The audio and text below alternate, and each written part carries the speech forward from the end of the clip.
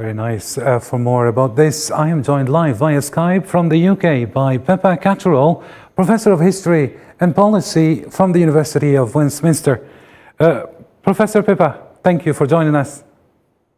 Thank you. So my first question is, Truss's resignation from the British Prime Ministry was at some point expected, especially after the failure of her economic plan. But how can lawmakers' ruling party cope with the four candidates who appear to compete for the top position in the country? Well, I think it's already come down to probably only two realistic candidates. So the contest is set up at the moment that each candidate has to get 100 Conservative MPs to nominate them by 2 p.m. London time on Monday. That doesn't give them very much time. We know already that Rishi Sunak, who you mentioned in your report just now, already has passed that 100 supporter mark. This afternoon, Johnson supporters, Boris Johnson, the former Prime Minister, were going around telling reporters that their man also had passed the 100 MP mark. However, we know that only about 50 people have actually declared for Johnson. Penny Mordaunt seems to be more or less out of the running. She's only got about 23 people openly declared for her.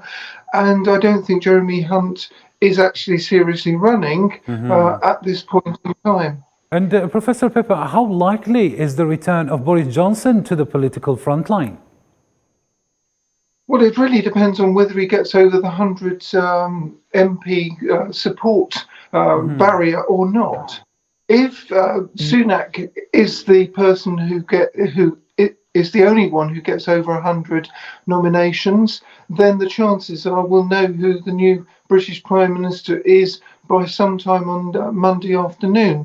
If, however, Johnson gets over 100 nominees, he will probably let his name go forward.